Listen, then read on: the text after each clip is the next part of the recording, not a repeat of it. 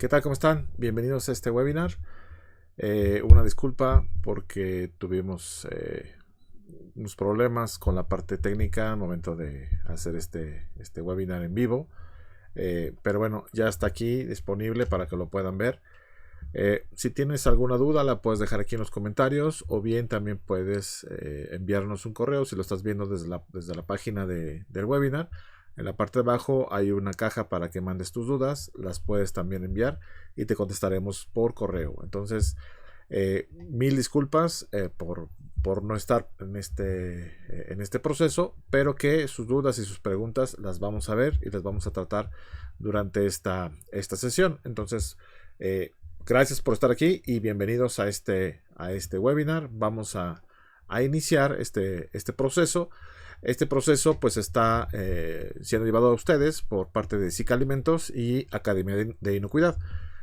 SIC Alimentos es una organización que tenemos más de 20 años trabajando para la industria de alimentos, apoyándolos con servicios de capacitación y asesoría en sistemas de inocuidad, así como desarrollamos también la plataforma Academia de Inocuidad para poder tener pues todas las herramientas para poder continuar con esta capacitación de forma personal en una plataforma donde están los cursos disponibles 24/7, y en el momento que tú quieras puedes tomar tu capacitación a tu ritmo con los distintos temas que tenemos para que lo puedas ir tomando. Entonces vamos a ir iniciando. Mi nombre es Esteban Díaz, soy el director de operaciones de SIC Alimentos y bueno, pues tengo más de 26 años trabajando en la industria de alimentos. Soy asesor en normatividad en alimentos para México, Estados Unidos, Europa, Centro y Sudamérica, así como consultor en sistemas de inocuidad. También soy mentor en desarrollo empresarial, ¿no? Para ayudar a las empresas, sobre todo, a exportar hacia los Estados Unidos. Es un poco de lo que me ha tocado hacer y de lo que he hecho en estos 26 años. He estado trabajando también en la industria, he estado dentro de la industria y también he estado afuera apoyándola con la parte de servicios, ¿no? Entonces, es un poco también la parte de lo que son la experiencia y el conocimiento que me gustaría transmitirles a ustedes a lo largo de este webinar. Vamos a ir entrando en materia para hablar sobre estos cambios de FCC. Sé que muchos están preocupados por los cambios y las modificaciones, y vamos a ir tocando todos estos temas poco a poco a lo largo de este webinar. Vamos a iniciar un poco tomando en cuenta quién es FCC. FCC es una organización particular establecida por una fundación, la Fundación FCC, quien es la dueña de este esquema de certificación. Lo que busca es brindar confianza hacia las personas con las empresas que tienen ya este certificado. Su sede, su organización está en los Países Bajos y también tiene otras representaciones en otras partes del mundo, ¿no? Como en América, en Asia, en Medio Oriente y también en China, ¿no? Entonces tienes repartido un poco estas representaciones con tal de darle este seguimiento y este enfoque hacia la promoción de este certificado. Y uno de los objetivos principales de FCC es que el consumidor tenga la confianza de cuando compra un producto de FCC, un elemento que es de FCC, pueda tener esa confianza de que es un producto que no le va a causar daño al consumidor, ¿no? Entonces es también un poco lo que vamos a ver sobre las tendencias en estas modificaciones y los cambios. ¿Cómo funciona FCC? Bueno, FCC tiene una junta de partes interesadas, que es quien, digamos, establece el enfoque de hacia dónde tiene que ir la certificación, hacia dónde tienen que tomar en cuenta cómo se va a desarrollar las normas, las directivas, pero que tiene un comité que es el que se encarga de elaborar y establecer los procedimientos y las normas que conocemos. Esto, una vez que lo tiene el comité, lo presenta a la junta y entonces determinan si es correcto el rumbo hacia donde se quiere buscar llegar a través de este proceso de la elaboración de las normas, ¿no? Entonces tenemos que tomar en cuenta que es una organización particular, que no es una organización gubernamental, no es un requisito de ninguna normativa de algún país, sino que es un organismo particular. Lo que busca es tener esta representación y tener también en cuenta estas actividades que se presentan para las condiciones de la certificación, tener un instrumento que permita reconocimiento para las empresas, para las organizaciones, con un certificado que pueda ser adecuado para estas necesidades, ¿no? ¿Por qué los cambios? Bueno, FCC establece que hay un crecimiento por parte de la población mundial y que a partir de ahí, bueno, pues hay mayor necesidad de alimentos y que estos alimentos también buscan que sean alimentos que sean inocuos, que no le causen daño a quien los consuma, ¿no? Entonces, como hay este crecimiento, hay una mayor demanda y entonces los alimentos tienen que estar cumpliendo con estas condiciones que son importantes para el consumidor. También busca establecer una certificación que sea confiable, que sea reconocida por parte de la industria, por ejemplo, entre proveedores y clientes, entre fabricantes y retails o tiendas de autoservicio. Y FCC, pues aparente tiene este reconocimiento o busca tener este reconocimiento y por lo tanto también, por ejemplo, está dentro de las normas reconocidas por GFSI, que es donde están los principales autoservicios como miembros de este comité de GFSI, y entonces es un poco esa parte de este reconocimiento y una certificación que sea confiable. Y también pretende con estos cambios también apoyar un poco los objetivos de desarrollo sostenible, que también a partir de la ONU pues es una preocupación a nivel mundial, y entonces tratan de tener estas condiciones para los procesos.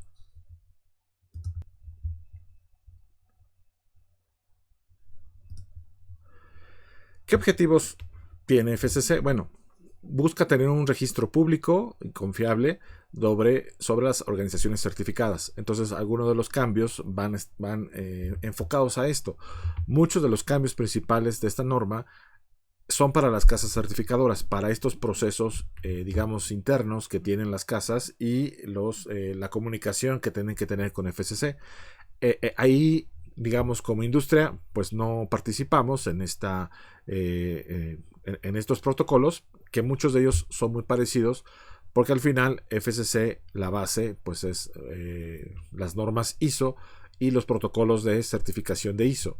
Solo que hasta este momento, hasta antes de esta norma, no lo tenía especificado, ¿no? Entonces, eso es uno de los principales cambios, y esto pues afecta un poco a los protocolos entre las casas certificadoras y FCC. Entonces, eso es un poco la parte de buscar esta confianza entre los procesos, y que además, bueno, pues puedan tener algún protocolo que permita reconocer a las empresas que están certificadas. Pueden entrar a la página de FCC y ahí aparecen las distintas listas de los productos certificados, de las empresas certificadas, y en ese sentido uno puede determinar y ver si la empresa o el proveedor que está dándonos una copia de su certificado, si ese certificado pues está vigente o no, ¿no? Entonces ese es un proceso importante. También busca proporcionar información y apoyo para estos procesos de certificación y vincularse a estos procesos de desarrollo sostenible que maneja como una de las primicias que maneja la ONU sobre la sustentabilidad, ¿no? Entonces son actividades importantes. Ahora bien, ¿qué es FCC? Si tú no conoces FCC, bueno, pues FCC está establecida por 3 documentos, 3 normativas. Si ya tienes FCC como parte de tus procesos, que ya solamente te interesan los cambios, bueno, ahorita empezaremos a hablar de los cambios, pero es importante también recordar que FCC son 3 documentos, son 3 normas. La primera es la ISO 22000 en su versión de 2018, que es el sistema de gestión de inocuidad, donde digamos es la columna vertebral del proceso, y se acompaña o se junta con lo que sería los programas de prerequisitos establecidos para cada tipo de actividad o cada tipo de alcance, ¿no? Como en este caso sería a partir de la norma ISO TS 22002, y dependiendo del alcance, es decir, de las actividades que ustedes tengan como organización, les tocarán distintos perfiles de programas de prerequisitos, ¿no? Entonces es como se establece este proceso. Y finalmente, la última norma son los requisitos adicionales, que son los que se están modificando en esta parte de la de la versión nueva, de la versión 6, es donde tenemos ya estos programas que tienen algunas modificaciones. Algunos, en su mayoría, reciben algunos pequeños ajustes, pero tenemos algunos programas nuevos que ahorita vamos a ir platicando en cada una de estas actividades. Uno de los cambios que también son principales, que son, digamos, de forma, no son de fondo, sino más bien de forma, de la estructura, es que ahora FSC adopta los alcances tal cual están en la normativa ISO 22003. Tal vez esta normativa no te sea familiar porque es una norma que está enfocada específicamente para lo que son las casas certificadoras. Entonces son las que tienen que apegarse a esos protocolos para la elaboración de los procedimientos, de los documentos y de los alcances, ¿no? Se incluyen ahí algunos procesos para la designación, por ejemplo, de fechas de auditorías, ¿no? Cuántos días te tocan para tu certificación o tu recertificación, ¿no? Entonces todo ese proceso está ahí contemplado. Entonces algunas de las categorías también se modifican. Otro de los cambios importantes tienen que ver con la actualización de otras normas, como por ejemplo la norma de Codex, donde se establece el HACCP, ¿no? De los principios de higiene, y que esta norma pues se cambió en el 2020. Aquí en nuestro canal de YouTube tenemos un webinar donde hablamos de estos cambios, de las modificaciones que se hicieron en el 2020 y que también ahí lo mencionábamos, que como es una de las normas principales, se vendrían otros cambios, ¿no? También hicimos otro webinar en el principio de este año sobre los cambios y las tendencias, sobre todo en los sistemas de gestión que se están presentando o que estamos viviendo, ¿no? Ahí lo mencionábamos que, bueno, pues a través de estos cambios, a través de estas modificaciones que se hicieron, pues todas las normas empezaron a modificarse. Entonces ahorita, el año pasado apareció la norma BRC, que es una de las que marca las tendencias, y en este año, en este mes específicamente, tenemos la norma FSC, la versión 6, y también se publicó la norma IFS con su versión 8. ¿No? Son los cambios que se están viendo, ¿no? Nos falta la norma SQF dentro de las 4 principales, pero que pronto tendremos, yo creo, la nueva versión de SQF, tal vez en este mismo año, porque es parte de estos protocolos y también un poco de la competencia que hay entre las casas que elaboran las normas, por tener mayor reconocimiento, tener mayor empresas, ¿no? Certificadas. Entonces, dentro de estos cambios que se presentaron, por ejemplo, la categoría A, que está enfocada a producción primaria, quedó fuera del alcance de FSC, principalmente porque no hay muchas empresas que también estén interesadas en certificarse, sobre todo en estas actividades, ¿no? A nivel mundial había muy pocas empresas y bueno, pues lejos de promover un poco más la certificación en esta producción primaria, FSC decidió ya no dejarla dentro del alcance y por lo tanto pues como no es tampoco no hay mucho interés, entonces prefiere dejar de lado esa parte, digamos, de la promoción de estas normas. Las siguientes categorías se adaptaron un poco a las condiciones, la mayoría queda exactamente igual. Si ustedes tienen alguna duda con alguno de los alcances que le corresponden, en el webinar pasado donde hablamos de la versión 5.1, pues fueron muy retiradas sus dudas, ¿no? Entonces no se preocupen, si tienen alguna duda, nos pueden mandar un correo, nos pueden escribir aquí en los comentarios y les vamos a responder las dudas dónde entra la clasificación, ¿no? Tenemos algunas preguntas sobre eso, las veremos un poquito más adelante, pero finalmente es que puedan estar seguros de en qué categoría les corresponde. También se pueden auxiliar con las casas certificadoras. Al momento de llevar a cabo el proceso de certificación, también pueden tener este acercamiento para que les indique y aclarar en qué alcance queda su empresa, sus actividades para esta sección. La categoría B3 es para actividades post cosecha, actividades básicas como puede ser lavado, selección selección o clasificación de de verduras o vegetales, que son actividades muy simples, no hay un proceso, se consideran como actividades post cosecha. Después viene la categoría C, que es donde ya viene la fabricación y manipulación de los alimentos. En la categoría B3 no hay estos procesos, pero que en la C vienen todos los procesos. Ahí viene preparaciones básicas, preproceso, es decir, no es post cosecha, sino ya es previa al proceso, entonces entra como C0. Si es una planta de productos perecederos de origen animal, o de origen vegetal, o de origen animal y vegetal, o bien productos estables a temperatura ambiente, entran dentro de la categoría C, dependiendo del nivel, ¿no? C1 y C2 es para productos que tienen que llevar un control de temperatura, materias primas y producto terminado. El C4 es para productos que no necesitan ni requieren este proceso de temperatura. En el caso de C3, incluye animal y vegetal al mismo tiempo dentro de la misma planta y requieren procesos de temperatura. Entonces son las condiciones donde prácticamente cada una de las empresas de fabricantes de alimentos entran en esta categoría. A todas les aplica la ISO 22002-1 en la parte de los programas de prerequisitos. Como pueden ver ahí en el esquema, está entre paréntesis un signo de más y mascotas, ¿no?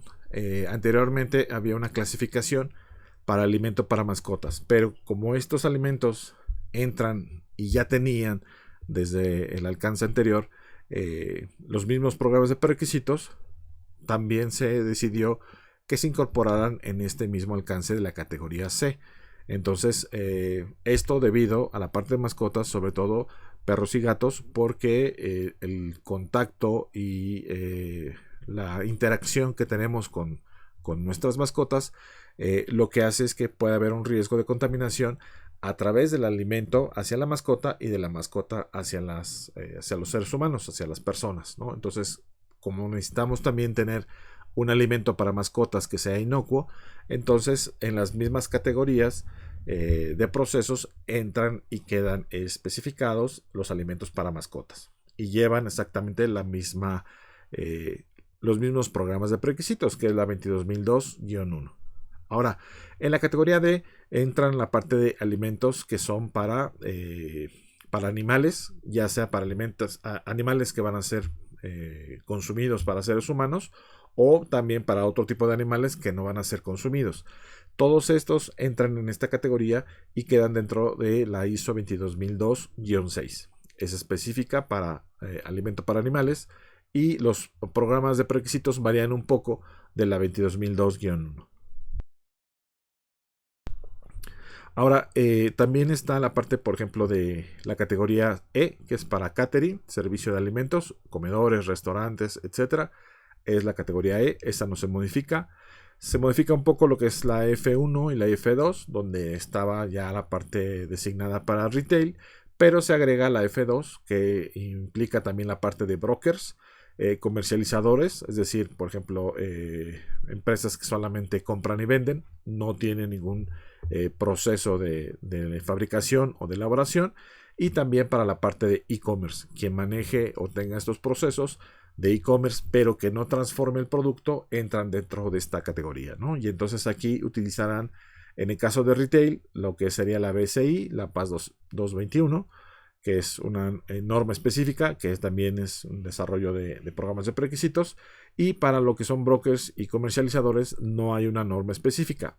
Aquí va a depender del tipo de comercialización y las actividades que están haciendo, que probablemente les toque la ISO TS 22002-1, ¿no? Que esa es para la parte de la comercialización, sobre todo si están recibiendo o tengan producto, les tocará esta parte. Si no hacen ninguna actividad, no tienen ningún tipo de almacenamiento o que controlen el almacenamiento, entonces no tendrán que cumplir con programas de prerequisitos. Es decir, si es un portal de venta y de colocación de mercancías, entonces no tendrían este alcance ni tendrían que tener digamos un programa de prerequisitos, porque no están manipulando alimentos. Su trabajo solamente es de estar colocando o comprando y vendiendo estos alimentos. La categoría G es para la de transporte y almacenaje. Aquí también estaban separadas, pero se unen en una misma categoría, y está la parte de la ISO TS 22002-5, que es la que corresponde a transporte. La categoría I es solamente para empaque para alimentos, es fabricantes de alimentos, etiquetas, envases de todo tipo, de todos los materiales que van a estar en contacto con los alimentos, entran en la categoría I y les toca la 22002-4.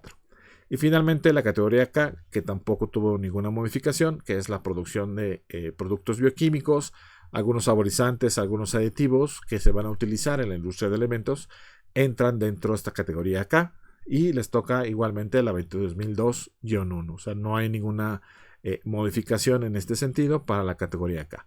¿Esto por qué es importante? Bueno, porque dependiendo de las actividades y los alcances que les corresponden a cada uno de ustedes, les tocará algunos programas de prerequisitos, y también de algunos requisitos adicionales les corresponderán algunos, otros no. Por ejemplo, hay un prerequisito que es un requisito adicional de FSC que es exclusivo para la categoría D, lo veremos un poco más adelante, pero que esto tiene que ver con la salud del personal, ¿no? Es específico para la categoría D. Ninguna otra categoría le aplica, porque no hay, no está previsto este requisito para la industria, sino más bien para personal que está trabajando en granjas o está en contacto con algunas sustancias que puedan generarle algún daño a la salud. Son los que tendrían que estar dentro de estos requisitos. Y bueno, para que ya entremos un poco más en materia y vayamos deshebrando estos requisitos adicionales, vamos a empezar a platicar sobre ellos y vamos a entrar ya en materia. El primer programa es el de gestión de compras y servicios de análisis. Es exactamente el mismo que teníamos antes, donde nos dice que las actividades que necesitemos enviar a un laboratorio, que sea para actividades de verificación y validación, deberán tener y cumplir con la norma ISO 17025. Es específicamente para estas actividades. Para otro tipo de análisis que no tienen que ver con la parte de la verificación o la validación, podrán no tener este alcance o implementada esta norma.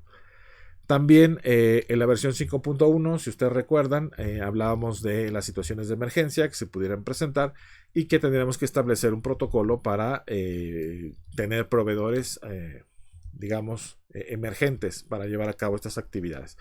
Esto se ajusta un poco y lo que nos dice es que cuando hagamos estas modificaciones de otro proveedor que no está autorizado por alguna situación de emergencia, ¿no? Como el caso de la pandemia, que lo platicamos en su momento en el otro webinar, ahí hablábamos de estas situaciones que estábamos pasando después de los principios de la pandemia, donde hubo un poco de escasez de algunos insumos y otras actividades. Entonces, siguiendo este proceso y estos protocolos, lo que se busca es que, estos emergentes o estos proveedores o estos productos que nosotros adquiramos tendrán que estar cumpliendo las mismas especificaciones que vengan de un proveedor aprobado, ¿no? Aquí ya no habla tanto del proveedor, sino se va enfocando más al producto que estamos comprando o que estamos utilizando, cumpla con estos requisitos. También desde la versión anterior teníamos lo que corresponde a los animales, todo lo que son productos o derivados de animales tengan que cumplir con estar libres de sustancias prohibidas. Esto de acuerdo a la regulación de cada país y de cada protocolo que tengan las autoridades, tendrán que tener esta misma actividad. También ya lo habíamos mencionado desde la versión anterior, la revisión de especificaciones que estén actualizadas, y para la parte de los fabricantes de materiales de empaque tendrán que establecer ya un porcentaje de reciclaje, ¿no? Muchos de los productos, de los envases para alimentos, tienen ya un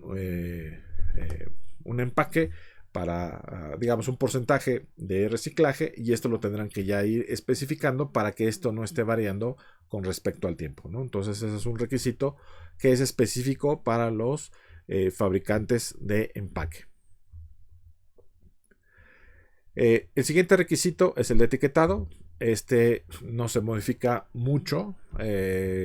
Hablábamos en la versión anterior, ¿no?, que FSC quiere que sea información clara en las etiquetas, tanto las que van para consumidor final como las etiquetas que van para otras etapas dentro de la cadena. En este caso, si son requisitos o son condiciones de almacenaje, por ejemplo, tendrán que estar descritas en esta etiqueta. Y precisamente por eso hablábamos de este tipo de la fotografía, de este tipo de empaques, que son empaques, digamos, que no van para el consumidor final, pero que tienen que estar esta información que es fundamental dentro de estas etiquetas para otras etapas dentro del proceso de la cadena de alimentos, para que las siguientes etapas tengan esta parte de poder ir conociendo cómo proteger el producto. Ahora, lo que se amplía un poco es, por ejemplo, la declaración de alérgenos, que tiene que ser obligatoria, sobre todo la parte de en productos donde haya manipulación de alérgenos, tendrá que haber estas declaraciones de forma obligatoria. Igualmente también lo que se busca es que todas las declaraciones o claims que se hagan sobre las bondades del producto que aparezcan en la etiqueta tendrán que ser demostrables. Es decir, si yo hago una declaración, por ejemplo, de un producto y digo que es bajo en grasa, tengo que tener la evidencia de que efectivamente es bajo en grasa. Si yo hablo que es un producto que está enriquecido o fortificado con algún nutrimento, tengo que tener esa información y obviamente apegarme al cumplimiento de la normativa local y la normativa del país destino. Si es que así fuere el producto para exportación que va hacia otro país, tendría que cumplir con estas mismas características. Ahora, de forma específica para los fabricantes de empaque o fabricantes de etiquetas, tendrán que también tener un protocolo específico para la aprobación de las etiquetas. La mayor parte de los fabricantes de etiquetas y de empaques que llevan información, ¿no?, legal, tienen ya un protocolo, ¿no?, de aprobación a pie de máquina, por ejemplo, de las etiquetas, ¿no?, que sean adecuadas, que cumplan con la parte de la información, ¿no?, que está pidiendo en este caso el cliente. La mayoría ya tienen estos protocolos de las empresas, digamos, que ya están consolidadas. Algunas no lo tienen, pero será requisito para la certificación de las empresas fabricantes de etiqueta que tengan estos protocolos. La mayor parte de las organizaciones también tienen protocolos para autorizar las etiquetas e inspeccionarlas. En este sentido, el requisito va específicamente para fabricantes de empaque o fabricantes de etiqueta. También deberá de haber un protocolo para identificar errores dentro del proceso de impresión y que en caso de que haya esos errores, pues se manejen de alguna forma específica las etiquetas. Y la última requisito es que haya también un protocolo para las variantes o las impresiones incorrectas, las impresiones erróneas y el manejo de sobrantes. Lo que busca FSC es que estas categorías no estén, digamos, las etiquetas no puedan ser utilizadas de forma incorrecta y esto haga que se pueda causar algún fraude con alguna marca de algún producto, ¿no? Entonces son condiciones importantes. Tiene mucho que ver esta parte a que ahora FSC va a incorporar también como parte de los requisitos la parte de calidad. Ahorita vamos a ver de ese requisito, pero anteriormente teníamos una certificación FSC-Q y luego lo cambiaron por FSC Quality. Entonces tenemos ese tipo de certificación que era voluntaria para otros productos que pudieran tener este alcance, ¿no? Y entonces se incluía la ISO 9001 como parte de los procesos. Ahora ya queda incorporada y de todas maneras las empresas tendrán que tener la parte de inocuidad y la de calidad de la misma forma. Sin embargo, para la parte de las etiquetas, pues esto es una incorporación nueva en este proceso. En el caso de el protocolo de Food Defense, bueno, aquí es exactamente el mismo que se manejaba. La parte de llevar a cabo un análisis, desarrollar unas medidas como resultados de esos análisis y finalmente tener un plan de respuesta en caso de que tengamos alguna actividad que nos ponga, digamos, en riesgo.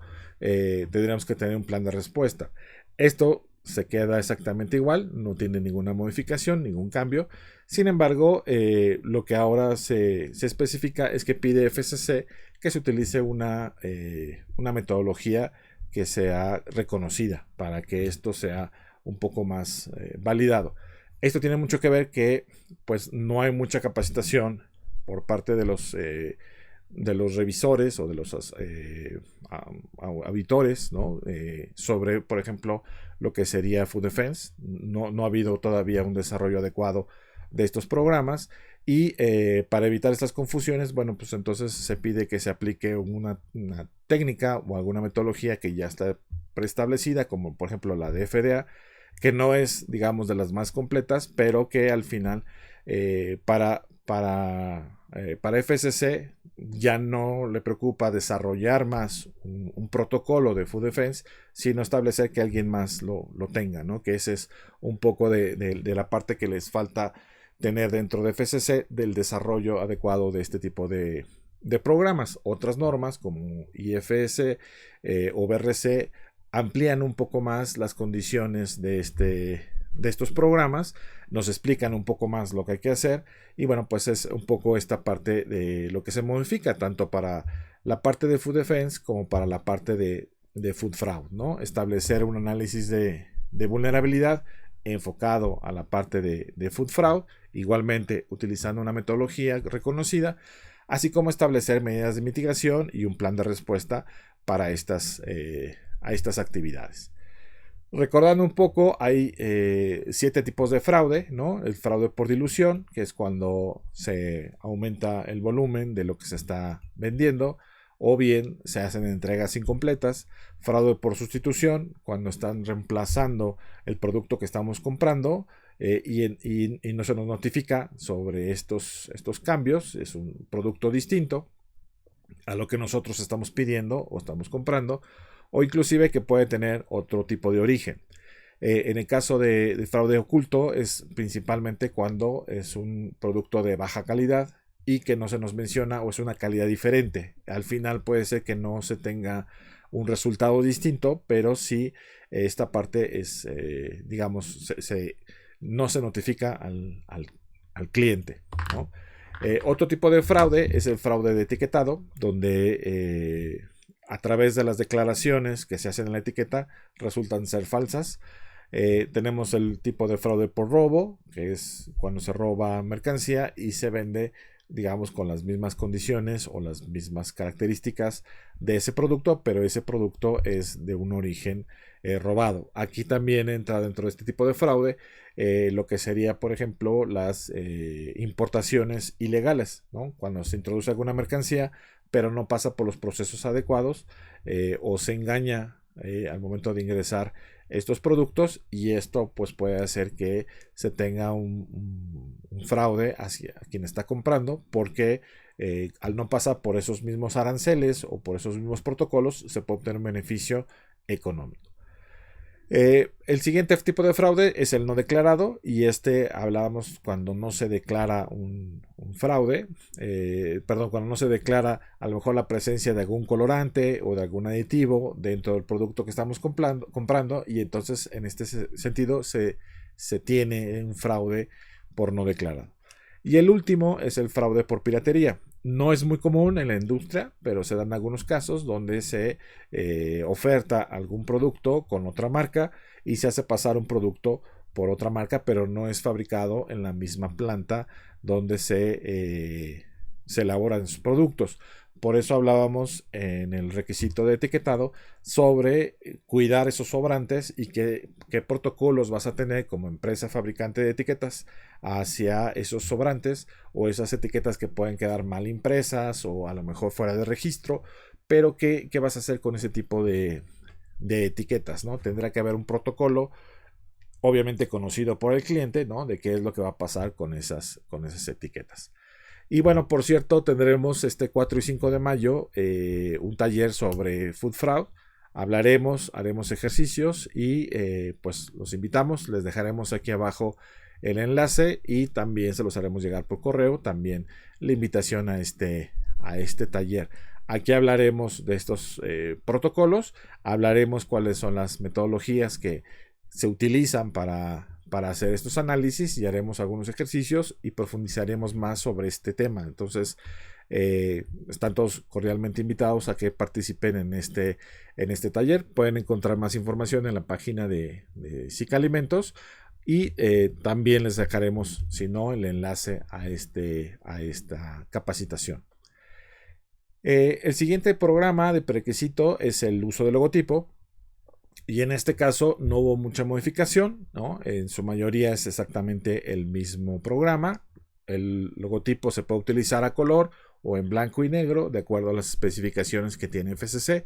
Lo único que se adiciona es que, bueno, el logotipo no lo podemos utilizar en las etiquetas. No podemos indicar, digamos, o hacer parecer que FCC aprueba ese producto. Entonces no se puede utilizar en materiales de empaque. Lo que aplica ahora de forma nueva es que tampoco podemos utilizar este logotipo, por ejemplo, en cartas garantía o en resultados de análisis, por ejemplo.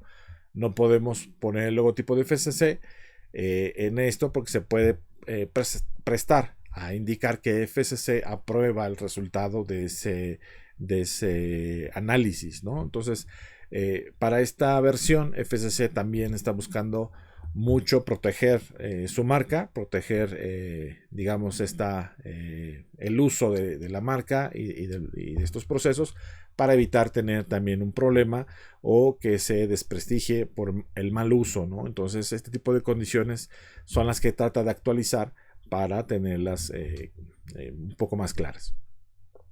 El siguiente programa es el programa de manejo de alérgenos. Hay que recordar que tenemos un programa de prerequisitos establecidos en la ISO 22002-1, donde hablamos de contaminación cruzada y ahí está incluido la parte de alérgenos. Aquí lo que se busca es complementar un poco ese programa, ¿no? Con indicando que todas las empresas, por ejemplo, tienen que tener una lista de alérgenos. Tengan o no tengan alérgenos, tendrán que tener esta lista. Si no manejas alérgenos, de todas maneras tienes que especificar la lista. ¿Qué lista puedo ocupar? Pues puede ser la del país destino de tus productos, ¿no? Por ejemplo, si vas a vender en México, pues puedes utilizar la lista de alérgenos que está en la norma 051. Si vas a exportar a Estados Unidos, puedes manejar los mismos de FDA. Si vas a Canadá, la lista de Canadá y así sucesivamente, ¿no? Esa parte es importante. También es importante establecer un análisis de riesgos enfocado a los alérgenos y a evitar una contaminación cruzada dentro de la planta. Hay que tener controles para minimizar la presencia de alérgenos y también actividades específicas de verificación y validación. Estas tendrán que aplicarse cuando en los procesos, sobre todo a veces en las líneas de proceso, hay un intercambio de alérgenos, ¿no? Por ejemplo, puede ser que se haga un producto que tenga un alérgeno y después se vaya a fabricar otro producto que no lleve alérgeno. Entonces, para poder hacer ese cambio, se tendrá que llevar a cabo algún protocolo de validación. Esto se vuelve también ya de forma obligatoria para este proceso, pero es específicamente cuando se intercambie alérgenos en la misma línea, tendrán que hacerse ese protocolo. Hay a lo mejor en algunos de ustedes las empresas manejan los mismos alérgenos, ¿no? Por ejemplo, el caso de a lo mejor las galletas, ¿no? Donde manejas harina, huevo y leche, no tienes que validar el huevo, la harina, la leche porque todas son galletas.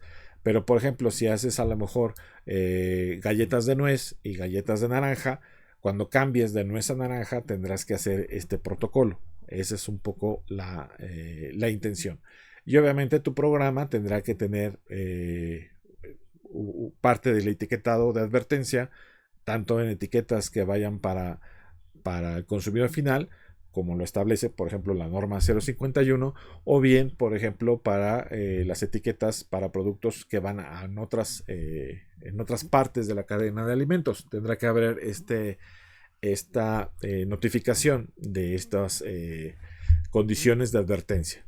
Y también, pues, capacitación, ¿no? Eso también deberá formar parte de este programa. Igualmente, este programa tendrá que revisarse una vez al año, ¿no? Entonces, esa parte también es importante. El siguiente, que siempre ha tenido muchas inquietudes, este programa, pues es un programa de monitoreo ambiental que no ha sido siempre del todo claro, ¿no? Cómo se lleva a cabo este proceso.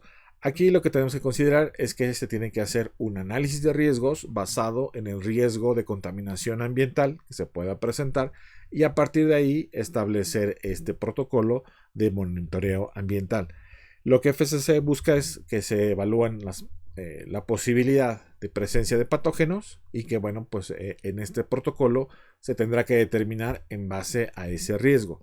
Entonces hay que tener también muy en cuenta este proceso, ¿no? de conocer las metodologías, por ejemplo, para hacer los análisis de riesgos, porque ahorita, por ejemplo, tenemos análisis de riesgo para monitoreo ambiental, análisis de riesgo para lo que es manejo de alérgenos, para food fraud, para food defense, para inocuidad, para calidad, ¿no? Se aplica para muchos procesos la metodología del análisis de riesgos. Entonces, es importante conocerlas y establecer esas metodologías para podernos ayudar en todos estos programas, ¿no? Entonces, en ese sentido también tenemos capacitaciones de cursos para establecer las metodologías de análisis de riesgos, y si lo necesitan, bueno, pues podemos apoyarlos con esa capacitación específica de las metodologías de análisis de riesgos.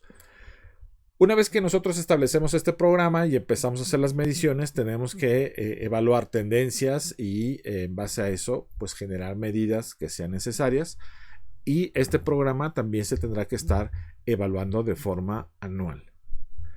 Ahora, uno de los programas nuevos es el programa de cultura de inocuidad. Ya desde la versión anterior hablábamos un poco de la cultura de inocuidad, pero no era un requisito. A lo mejor a muchos de ustedes, si ya tienen FCC, les hayan pedido durante la auditoría si ya cuentan o si ya tienen algún protocolo sobre cultura de inocuidad. Si ya han desarrollado o han hecho algunas actividades sobre cultura de inocuidad, pero ahora ya es un programa que se vuelve obligatorio. De hecho, acabamos de tener un taller de cultura de inocuidad, y específicamente hablábamos un poco sobre esta parte de que ya es obligatorio, y que en las nuevas versiones ya hablamos de que esto es una parte que tiene que considerarse dentro de los procesos, la parte de cultura de inocuidad. Entonces, la cultura de inocuidad es un elemento que nos va a ayudar a amalgamar todos esos esfuerzos que hacemos en pro de la inocuidad, ¿no? Los programas de prerequisitos, la capacitación, todas esas actividades que nosotros vamos desarrollando se van amalgamando con una cultura de inocuidad. Hoy en día, en tu empresa, aunque no tengas un programa de cultura de inocuidad, yo te aseguro que ya tienes una cultura de inocuidad. Tal vez no sea la cultura que tú estás buscando, probablemente no sea ese tipo de cultura, pero que con una programación, con unos objetivos, podrás ir logrando esta cultura de inocuidad, ¿no? Entonces tienes que establecer, ¿no? Implementar y mantener la cultura. La cultura viene directamente de la cabeza de la organización y va descendiendo hacia las distintas partes. Entonces tiene que haber mucho la participación de las cabezas de las organizaciones, la jerarquía más alta de la organización, y a partir de ahí se puede ir desarrollando una cultura de inocuidad a través de campañas de comunicación, de educación, de pósters, de recordatorios, de reuniones. Se puede ir generando, pero no es nada más que hacer los pósters porque se me ocurrió, sino tenemos que tener un programa, tenemos que analizar cuáles son las consecuencias, establecer un programa, y este va a ser un programa a largo plazo. O sea, tomar un curso o dar un curso de cultura de inocuidad no va a hacer que cumplas con este requisito, ¿sí? Esa es la parte más importante. Es un proceso a largo plazo donde tú tengas objetivos que sean medibles y que vayas midiendo los avances. Entonces tú desarrollas una campaña, por ejemplo, para lavado de manos y vas monitoreando. Tienes que ir monitoreando para lograr las modificaciones y los cambios en esa cultura. Y no se va a cambiar en una semana, ni en un mes, ni en 6 meses. O sea, son programas que tienen que ser a largo plazo. Entonces, por eso es muy importante cómo se desarrolla y cómo estableces esa cultura de inocuidad. Otro requisito adicional es el de control de calidad. Lo mencionábamos. Una parte importante es esta competencia entre las distintas normas que existe. BRC, que es la que marca la pauta, es una norma que desde su origen maneja inocuidad y calidad. Otras normas, como el caso de SQF o FCC, pues tratan de tener un programa adicional para tener también y cumplir con esta parte de calidad. Ahora ya FCC lo incorpora para tratar de tener un programa un poco más robusto y enfocado hacia la parte de FCC. Hay que recordar que una de las partes centrales que tiene la ISO 22000 es el cumplimiento, ¿no?, de los requisitos del cliente, que es, digamos, parte de lo que sería la calidad, ¿no? O sea, no es algo que sea tan nuevo, ¿no? Para la industria de alimentos. La mayor parte de la industria tiene programas de calidad ya establecidos. ¿Qué es lo que busca ahora esta parte de calidad? Bueno, pues es que se desarrollen políticas y objetivos específicos de calidad, ¿no? Entonces tenemos que tener estos parámetros. La mayor parte de ustedes ya tienen estos parámetros. Esto no es nuevo, insisto. Tienen que hacer evaluaciones de control de calidad, que ya las tienen la mayor parte de ustedes. Y bueno, también considerar dentro de este mismo alcance las unidades de peso, ¿no? De volumen, ¿no? Que estemos entregando los volúmenes que estamos ofreciendo, sobre todo para cumplir con la regulación y cumplir con los requisitos del cliente, ¿no? Procedimientos de cambios, de inicio, de etiquetado, ¿no? Toda esta información que es muchas veces necesarias para los procesos deben de estar especificados y obviamente por escrito. La mayor parte de la industria ya tiene estos protocolos. Quizás muchos de los protocolos se desarrollan primero en la parte de calidad y después, digamos, históricamente empezamos a ingresarnos a la parte de inocuidad, ¿no? Aunque tendría que ser un poco al revés, pero así ha sido la historia. O sea, los sistemas de calidad tienen más tiempo en el mercado, tienen más tiempo desarrollándose, y los sistemas de inocuidad realmente pues empezaron a aparecer en el 2005, ¿no? Y cuando hablamos de los programas de calidad, pues estamos hablando desde hace ya más de 40, 50 años, donde ya hablábamos de los programas de calidad y que esto pues ha ido modificando, ¿no? Entonces, por eso muchas industrias tienen ya sus programas de calidad ya establecidos, ¿no? Entonces, en esa parte no es nuevo, pero finalmente va a entrar dentro de las revisiones que nos hagan en estos procesos. Bien, ahora la parte de almacén y transporte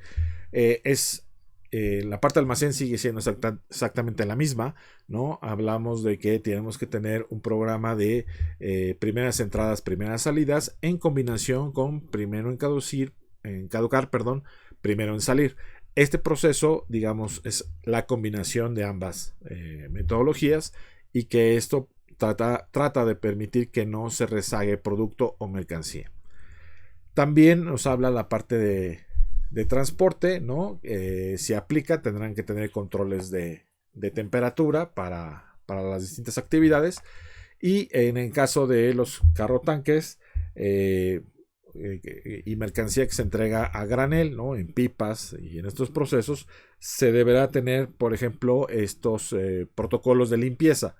La mayor parte de la industria de alimentos pues tiene, ¿no?, dentro de sus protocolos estos procesos, ¿no?, de limpieza, aunque no sean pipas, aunque sea de manejo o de mercancías normales, digamos, empacadas, ¿no?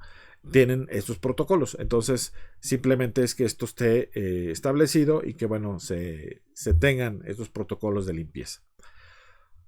El programa de control de contaminación cruzada, digamos, lo que busca es especificar más y fortalecer los programas que ya están como programas de prerequisitos, y que nos pide que hagamos un análisis de riesgo para el control, sobre todo específicamente de materia extraña.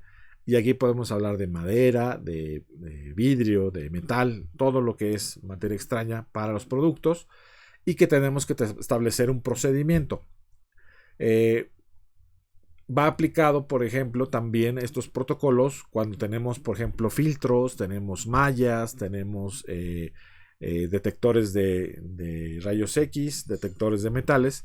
Donde tenemos estos instrumentos, tendremos que tener un procedimiento específico para cómo se manejan y establecer que esos programas siguen funcionando y están en las mismas condiciones que se requieren, ¿no? Entonces son programas importantes de desarrollo que se tienen que ir considerando, ¿no? Que se tienen que ir estableciendo.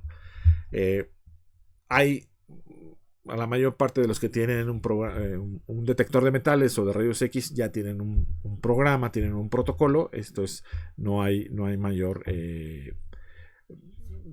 no se requiere mayor actividad que tener esto. Para los que no lo tengan, sí lo tendrán que desarrollar. Y adicional a esto, nos pide controles en caso de rotura de lo que sería vidrio o plástico quebradizo. Se tendrá que tener un protocolo para, en caso de rotura, qué se tiene que hacer, ¿no? Esto, por ejemplo, para la mayor parte de nuestros clientes, esto lo manejamos de forma automática en el procedimiento de manejo de vidrio. Por ejemplo, tenemos ya protocolos establecidos y que nuestros clientes ya lo tienen esto ya desarrollado. O sea, esto no tiene ningún problema, porque así lo manejamos de forma digamos automática para todos los procedimientos de contaminación cruzada. Otro programa que también ya estaba desde la versión pasada es el de la verificación de los programas de prerequisitos. Aquí establecemos, ¿no? Que a través de unas actividades de verificación comprobemos que se están llevando a cabo, se están implementando de forma correcta los programas de prerequisitos. ¿Cómo vamos a hacer esta verificación? Pues va a depender del riesgo que tengamos en cada uno de los programas, y entonces vamos estableciendo la frecuencia. Habrá programas que requieren mayor vigilancia, habrá otros que no lo requieran. Entonces ese es cómo se va desarrollando este programa, pero que todos los prerequisitos tienen que pasar por este protocolo de verificación. El de desarrollo de nuevos productos no cambia mucho, solamente tiene un pequeño ajuste, ¿no? Cada vez que hagamos una evaluación sobre un nuevo producto, pues tenemos que considerar, por ejemplo, el impacto al sistema, cambios de materiales, recursos que se requieran para llevar a cabo estas actividades, la parte de equipo de mantenimiento que cumpla para el nuevo producto, así como afectaciones que puedan tener en los flujos, ¿no? Si traemos, por ejemplo, un producto que sea alérgeno, un ingrediente nuevo que sea un alérgeno, pues entonces, ¿cómo afecta este alérgeno a nuestros procesos, a los flujos, ¿no? Entonces tenemos que hacer este análisis, evaluar, ¿no? Cada vez que hagamos estos cambios, y entonces determinemos, ¿no? Que se lo podamos hacer. Que esto también está considerado en la parte de ISO, y que, bueno, se hace un poco esta evaluación de forma previa, ¿no? Evaluamos en el punto 6, ¿no? Hacemos esta parte de la planeación e incluye esta parte. Hay dos cosas, ya está desde la versión 5.1 teníamos la parte de lo que serían las pruebas, ¿no? Tenemos que hacer análisis de los productos nuevos, establecer las especificaciones y también determinar la vida útil. Esto previo a que nosotros podamos ir elaborando los productos, y también considerar los requisitos del cliente. Lo que se anexa un poco es, para los productos que están listos para consumir, se tendrá que hacer una evaluación de las instrucciones que aparezcan en el etiquetado. Cuando en la etiqueta aparece se hace mención de algún protocolo para preparar el producto, esta receta o estas indicaciones tendrán que ser probadas previamente por parte de la organización para determinar que ese producto sí se puede preparar bajo esas condiciones. Otro programa nuevo es el de manejo de maquinaria. Aunque tenemos un programa de prerequisitos enfocado a esta parte, en este sentido lo que busca FCC es hacer un poco más de hincapié en la compra de equipo nuevo, que se apegue a los requisitos de ese equipo, ¿no? De las condiciones que se necesitan, tener una especificación previa, ¿no? Y eso a veces pasa, les voy a decir que eso es un poco a lo que a veces yo veo mucho en algunas empresas, que sí se tiene el equipo, pero no se tienen las especificaciones de ese equipo, ¿no? Sobre todo de parte específica, ¿no? O puntual, ¿no? A lo mejor por ejemplo, la malla, ¿no?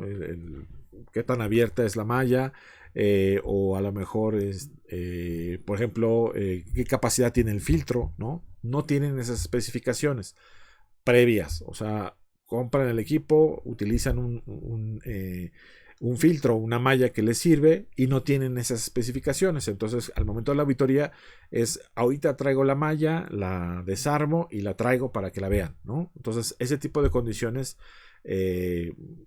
son un poco lo que hacen, ¿no? Que estos procesos se tengan que adelantar, ¿no? Entonces, FCC dice, bueno, pues esta información la tienes que tener previa a la adquisición de ese producto, ¿no? Obviamente, tendrá que hacerse un análisis en base al riesgo, nuevamente, para los cambios en las compras de los nuevos equipos, contar con esta información.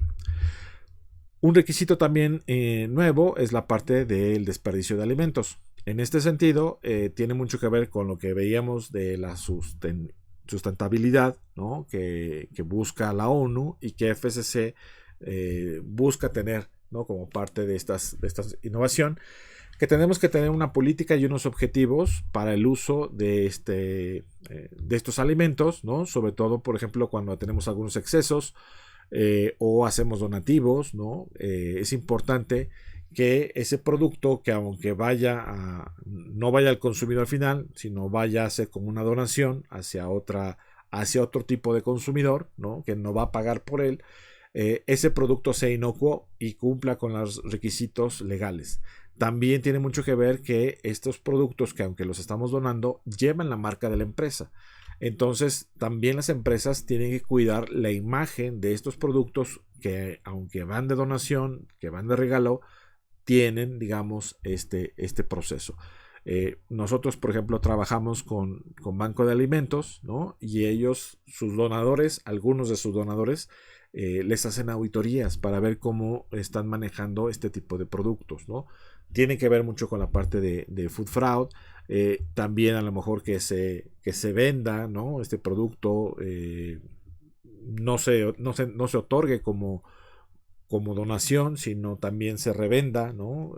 Como si fuera un producto normal, y por lo tanto estas condiciones son importantes de cómo se van a hacer, ¿no? Obviamente cumpliendo la parte legal, la parte de la inocuidad, y que también se proteja la imagen del producto, ¿no? Entonces, en ese sentido va este desarrollo.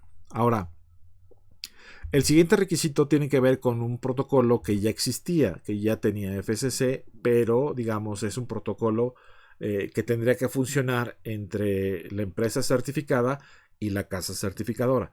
En este caso, FCC decide meterlo ya como un protocolo interno que se tiene que establecer en caso de que se presente un evento crítico. Entonces, dentro de los 3 días siguientes a que haya sucedido este evento crítico, es decir, por ejemplo, un recall, producto contaminado, cierre por parte de la autoridad, ¿no? de la planta, encontrar algún producto contaminado, se tiene que notificar a la casa certificadora, ¿no?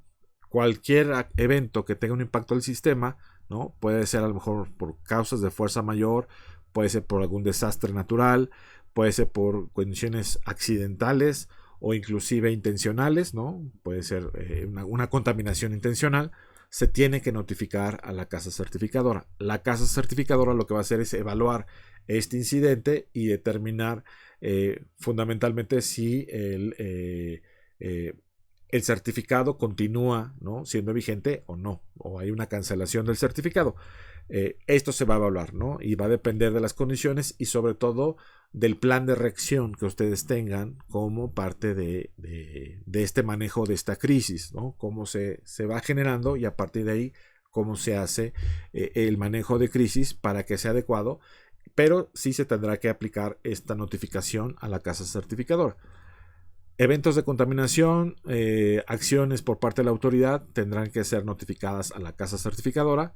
Violaciones a la ley, negligencia de los trabajadores o de alguna autoridad dentro de la empresa tendrán que notificarse, o inclusive malas praxis también tendrán que notificarse a la casa certificadora. Y de ahí vendrá un protocolo de investigación. La casa certificadora tendrá que trabajar con ustedes para poderlos tener e ir viendo qué va a suceder con ese protocolo, y también lo tendrá que notificar a FCC. Si es necesario, pues a lo mejor se tendrá que suspender el certificado o retirar el certificado, ¿no? Va a depender del tipo de circunstancia que se haya presentado. Bien, los otros requisitos que también están dentro de FCC, ya lo habíamos mencionado, es el de la categoría D, ¿no?, sobre la salud del personal, que busca que no afecte la operación, pero que se tiene que estar revisando y monitoreando y buscando el cumplimiento legal, ¿no? Sobre todo porque el personal que está en estas actividades pues puede estar en contacto con estas sustancias, algún agroquímico, algún medicamento, algún tratamiento, y eso también puede afectar un poco al personal. Entonces se tiene que estar monitoreando la salud del personal.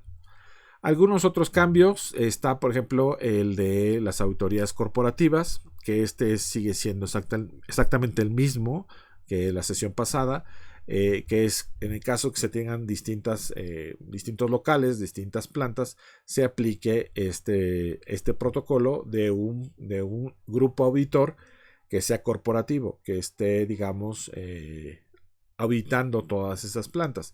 Esto solamente le va a aplicar a lo que sería categoría E, la categoría F y la categoría G. A otros tipos de empresas, por ejemplo, las plantas de alimentos que están en la categoría C, por ejemplo, FCC lo que recomienda es que se audite cada planta de forma independiente, ¿no? Entonces es un poco lo que se busca, cada planta tenga su propio certificado y no un certificado para toda la organización. Entonces hay plantas que tienen, hay empresas que tienen plantas en varias partes del país o inclusive en otros países, pues cada una de esas plantas debería tener su propia certificación. Entonces estos requisitos son muy específicos para este tipo de equipos auditores, ¿no? Y sigue siendo los mismos de la versión pasada. Hay algunos parte de estos cambios. Lo que busca FCC es darle una certeza y confianza a los clientes, también abrir la información de lo que ellos manejan para que sea también transparente, ¿no? Y bueno, y también es un poco el que la gente compre el certificado, ¿no? Tenga el certificado de FCC. Una parte importante que vivimos muchos, a lo mejor a ustedes les tocó durante la pandemia, algunas auditorías a distancia, ¿no? A través de las nuevas tecnologías, ¿no? Videollamadas y algunas otras actividades se podrán hacer a distancia, ¿no? De acuerdo al tipo de producto y de acuerdo a la casa certificadora, que evaluará la probabilidad, por ejemplo, de revisar a distancia, ¿no? O usar algún otro medio para revisar la planta, pero si, por ejemplo, en su mayoría se indica que debe de haber visitas directamente en la planta, entonces a lo mejor se puede adelantar algunas revisiones documentales a distancia, pero la auditoría tendrá que hacerse sí en piso. También hay algunos cambios en los procesos de los organismos de certificación, que lo mencionábamos al principio. Ahora FCC quiere el uso de los QRs, ¿no? Que son estos pequeños códigos que nos llevan a una página, y que de alguna forma estos códigos establezcan que tú escanees y determines la validez de ese certificado, determines si es válido o no, y que este código te va a llevar a una página de FCC donde indique las condiciones de ese certificado. Obviamente, pues esto todavía no está actualizado, esto va a estar preparándose. Lo más probable es que se desarrolle a lo largo de este año, ¿no? Cómo va a funcionar este proceso. Y otro de los últimos cambios que son importantes, digamos, para la parte de FCC, es que, bueno, ya no habrá una capacitación con reconocimiento de FCC. Hasta el día de hoy todavía, y a lo mejor durante este año, se podrán tomar estas capacitaciones para las empresas o agentes que tengan el reconocimiento de FCC. Si tú tomaste alguna capacitación, un curso con reconocimiento de FCC, pues puedes conservar ese diploma o esa constancia, y pues te va a quedar de recuerdo, porque ya a partir del próximo año ya no va a suceder. ¿Por qué? Principalmente porque no hay mucho interés de las empresas. Hay muy pocos organismos que están dentro de esta certificación, porque obviamente esto implica un esfuerzo para las empresas, ¿no? Obtener este certificado, pagarle a FCC, y además pues vender esta certificación pues a un costo más elevado que en el mercado no se está adquiriendo, ¿no? Entonces esto está haciendo que las empresas empiecen a buscar eliminar, digamos, estas actividades, y lejos de esforzarse en promover, digamos, este reconocimiento, pues lo mejor que hacen como parte de estas mejoras de negocio, pues es eliminarlo, ¿no? de estos procesos. Fundamentalmente esto es lo que implican los cambios.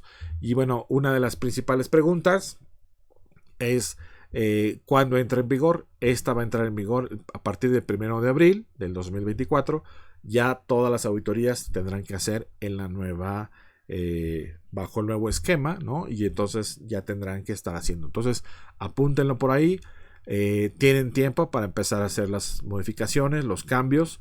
Probablemente en el mes de agosto, o a partir del mes de agosto, junio, agosto, más o menos, empezarán a FCC a emitir algunos documentos de algunas recomendaciones sobre estos cambios, ¿no? Que esos se van a ir digamos, publicando por parte de FCC para que se aclaren algunos puntos. Lo más probable, tenemos estas etapas, ¿no? de formación, y que va a ser muy importante. Si ustedes ya tienen un sistema de FCC, la siguiente visita a partir de abril van a ser ya bajo el nuevo esquema. Entonces ese es un poco el proceso. Vamos a ir resolviendo algunas de las preguntas que nos han mandado.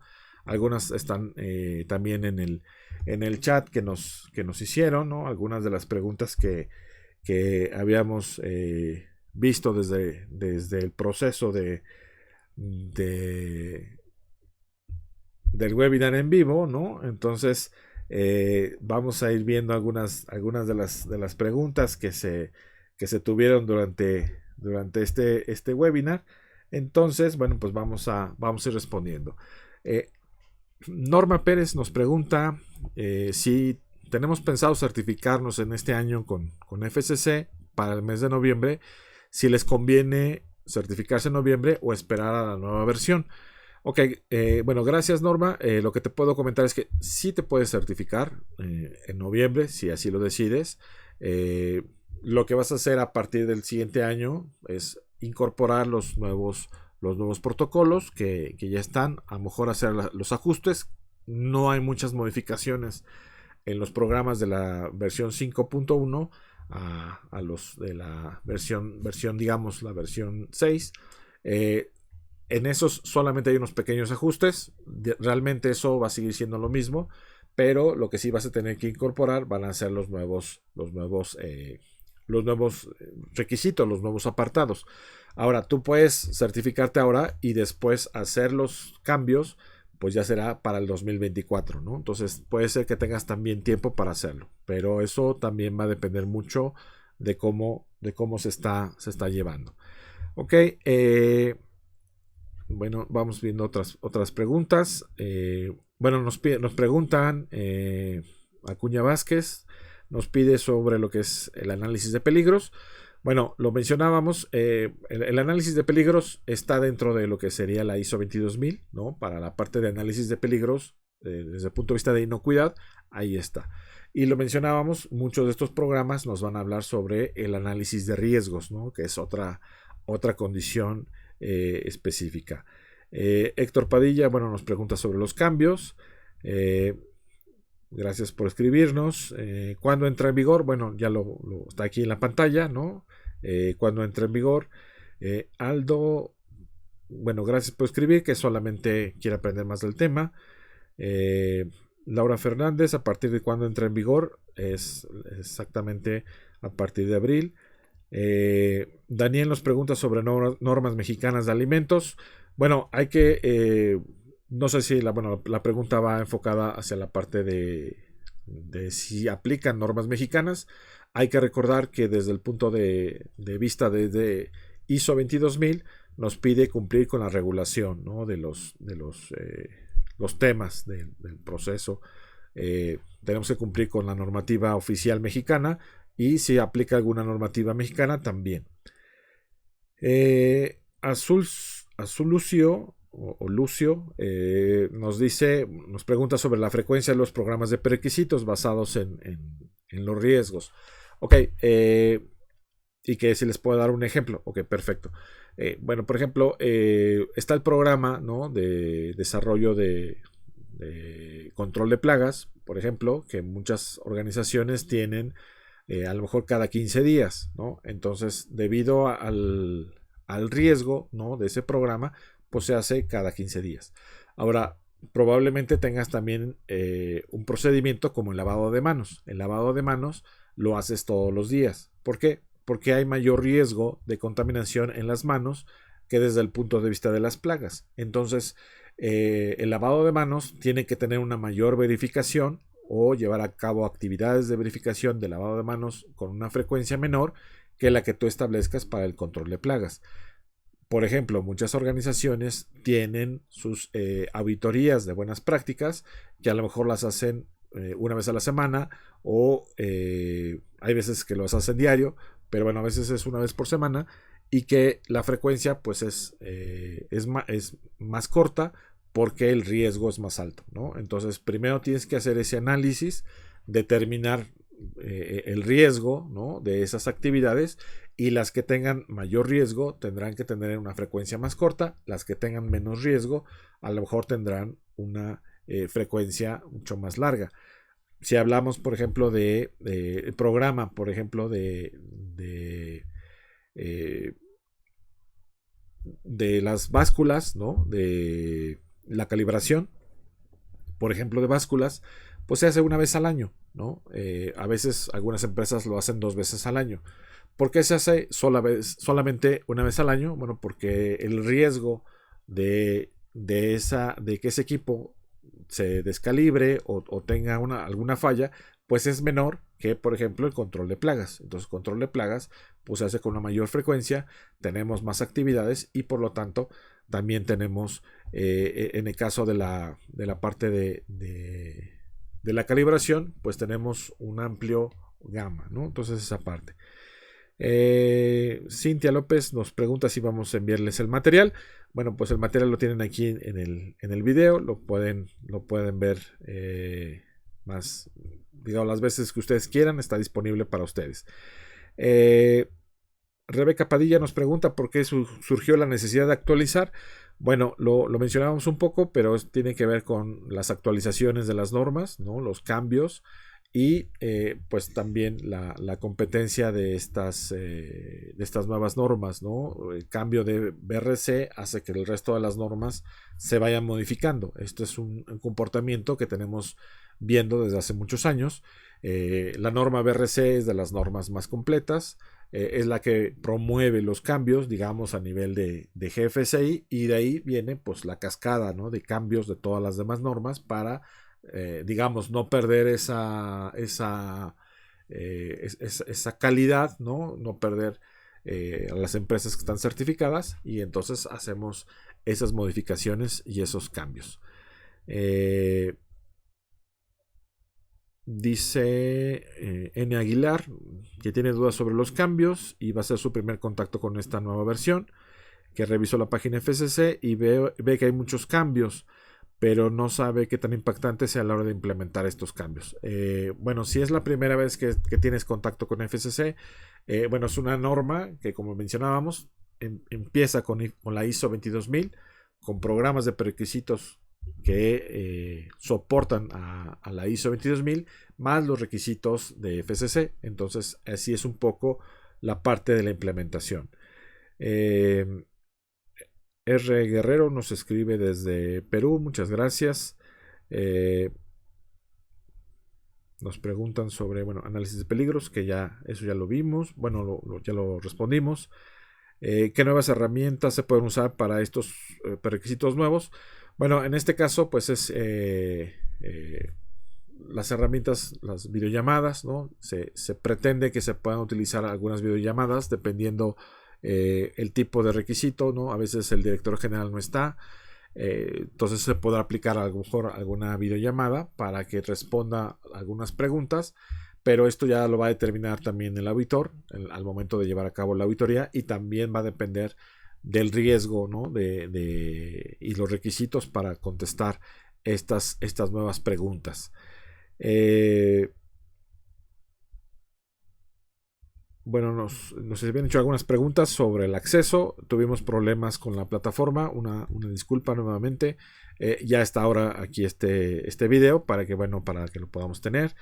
J. Minelli nos dice, bueno, que si damos asesoría para implementar esto en planta. Sí, ayudamos a las empresas a implementarlo y responderles también todas las dudas que ustedes tengan. Es importante que tengan cubiertas estas dudas para nosotros. Los apoyamos. Nos pueden mandar un correo, pueden dejarlo en los comentarios si lo estás viendo en YouTube, si lo estás viendo en nuestra página. Hay una caja para que puedas mandar tus dudas y nos puedes mandar sus dudas, y por correo les vamos a responder esas dudas. Ok.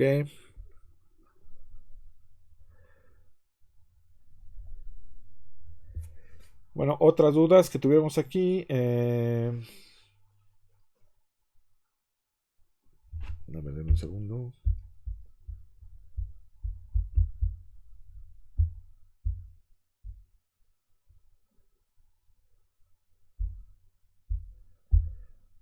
Las que nos mandaron por chat.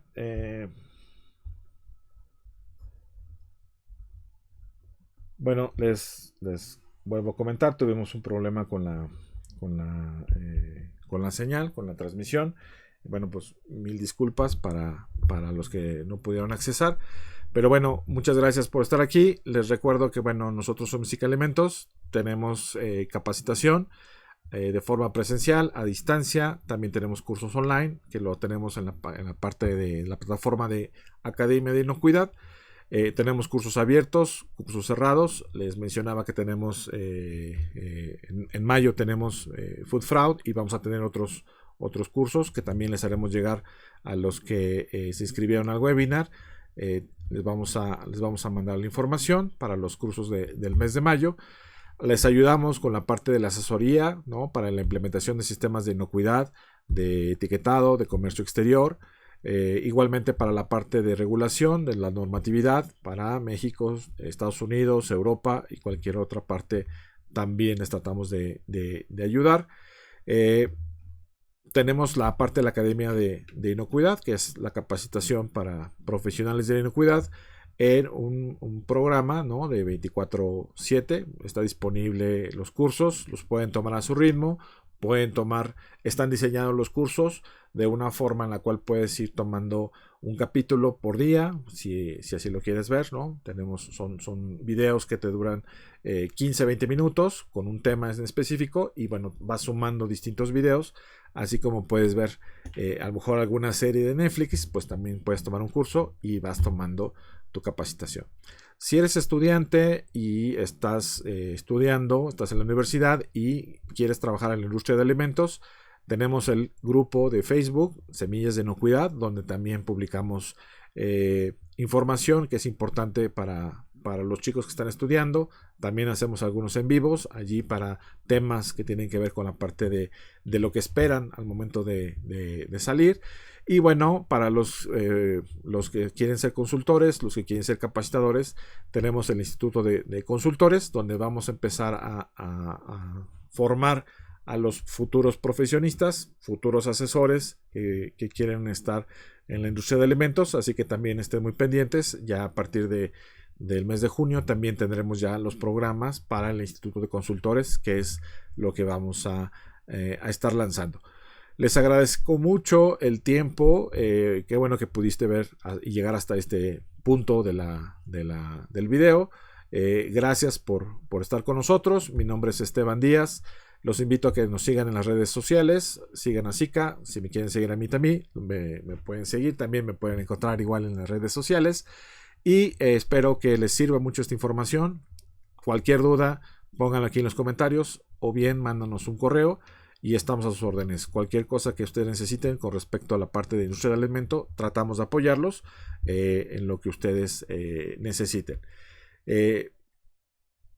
Una disculpa nuevamente porque el webinar en vivo no funcionó, pero esperamos que la información que les tratamos de dar les sea de mucha utilidad. Espero verlos muy pronto en alguna otra capacitación, en algún otro webinar, y gracias por acompañarnos. Nos vemos muy pronto. Cuídense mucho.